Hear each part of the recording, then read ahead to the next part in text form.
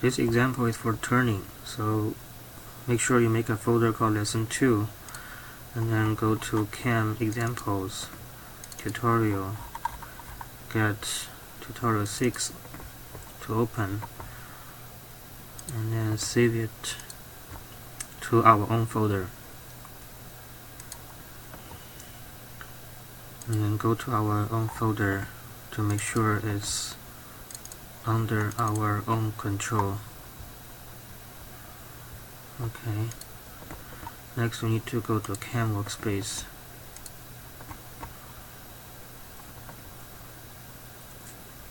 First thing is to do the setup. So we are not going to use milling. Instead of milling, we'll go with turning. The stock material will use relatively bigger size than the original stock.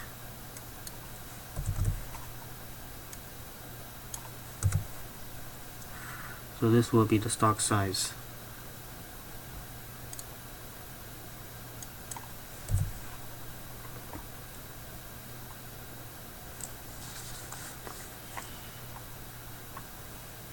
Let's change the number. Okay, so this will be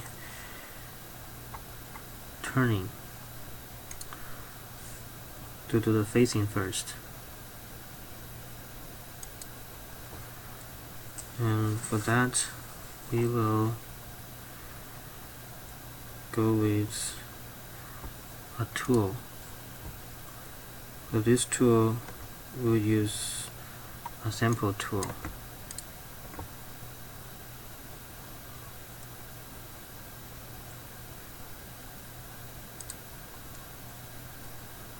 That's a tool.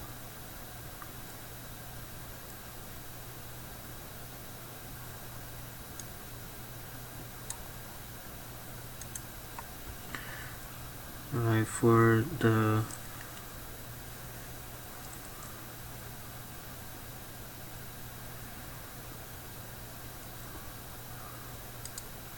speed, we'll use feed rate per minute instead of per revolution. Geometry is standard because this is facing. Radii passes, we use multiple pass.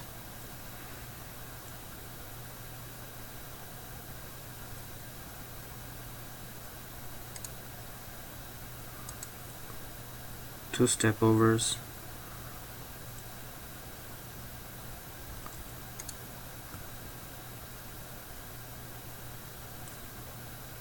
Okay, so that's the first one. If we look at this from top, this is what it looks like. However, we found out this is facing the wrong direction, so we may need to fix this. Let's go with 270 degree so it can point towards it.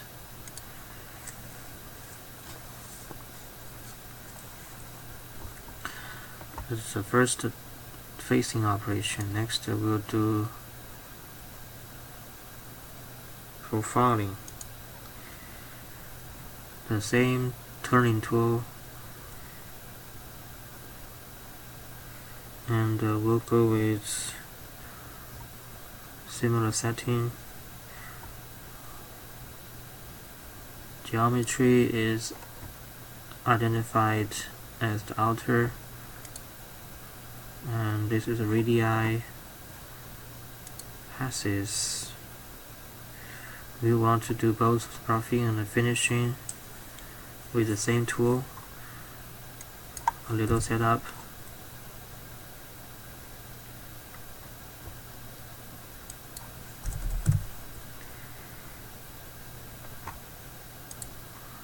For the linking, we use lead in to 45 degree. Okay, and click OK. But we notice that there's an exclamation here saying something's wrong. We double click it. It says invalid tool angles.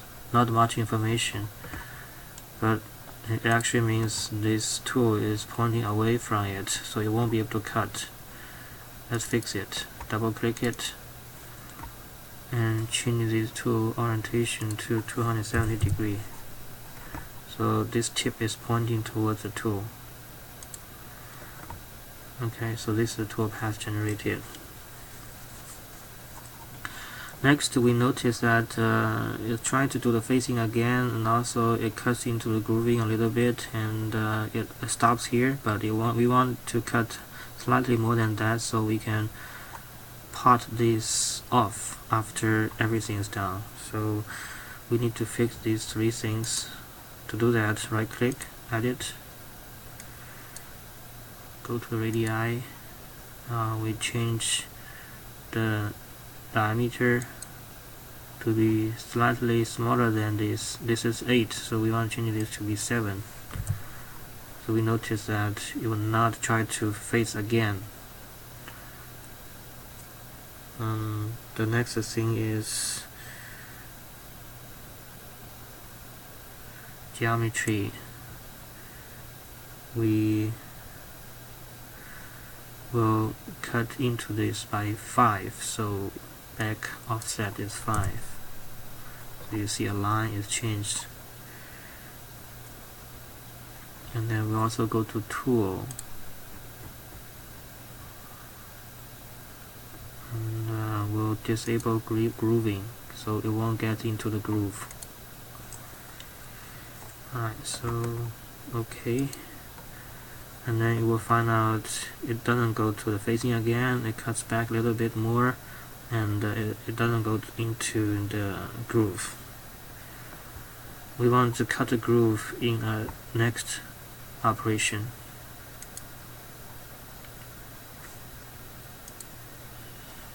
We'll need to use a grooving tool. So a new turning tool. We go to the insert, turning grooving, square shape,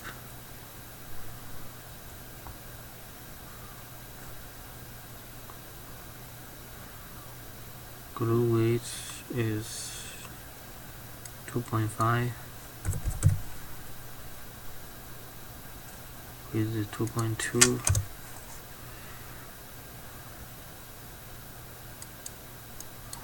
head is long, this is also 50, corner radius 2,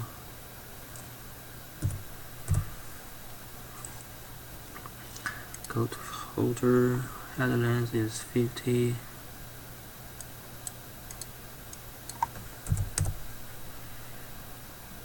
overall length 125, shank 2020. Setup, we'll set up with the tip. Notice this.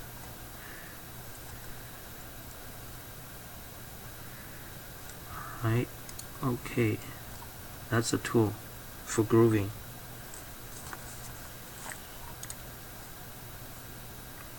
Next is a geometry. We will need to select between two faces. We need to select it, and in order to select it, we need to rotate a little bit.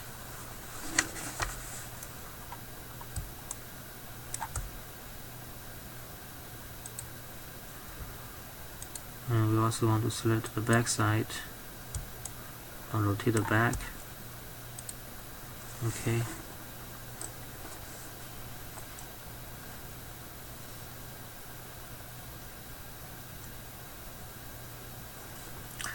Radii is good. Passes good too. Linking, we use lead in, lead out. Okay. So that's the grooving tool, and you can see that's a grooving path.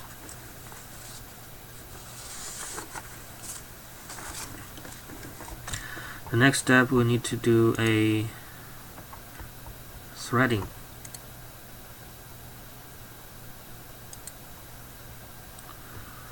We will only put threads here.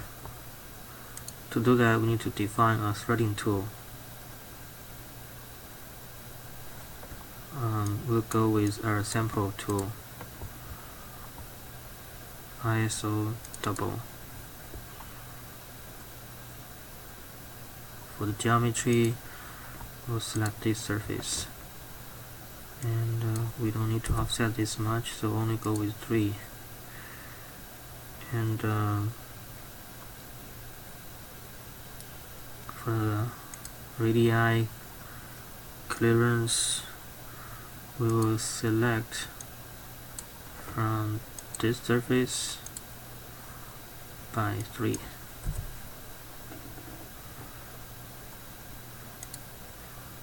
For the passes, we'll go with 1.5 thread pitch. The calculation here is quite involved. You may need to look into the procedure description to learn how this is created.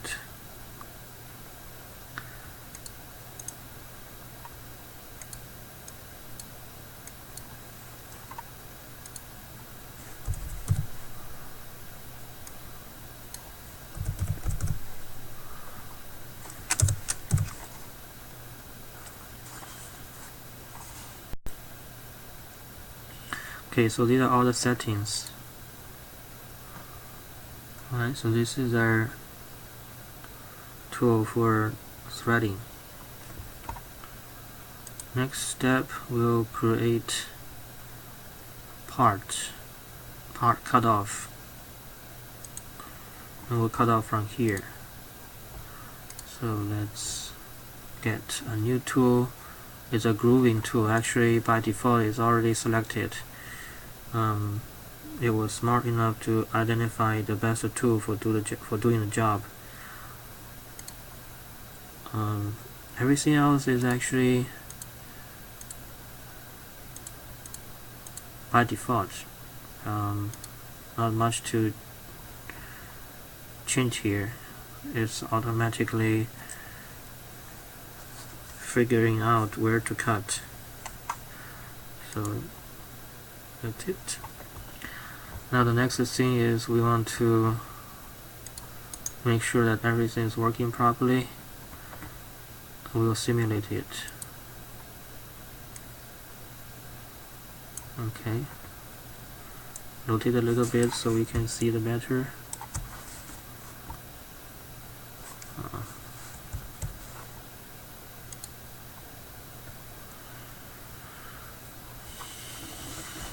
It's a very odd angle, so let's rotate it to this way.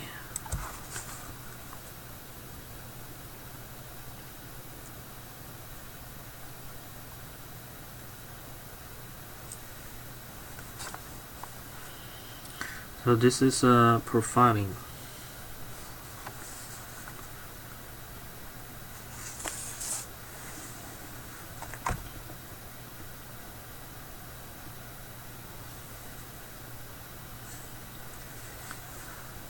So this simulation process will allow us to see the actual material removal process and make sure that everything is working as expected.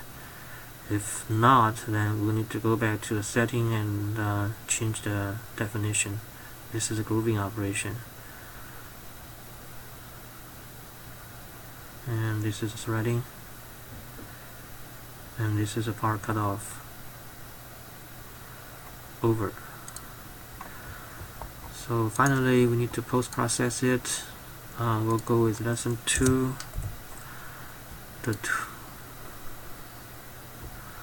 Okay, so everything else except for the setting must be a turning, and we post-process it.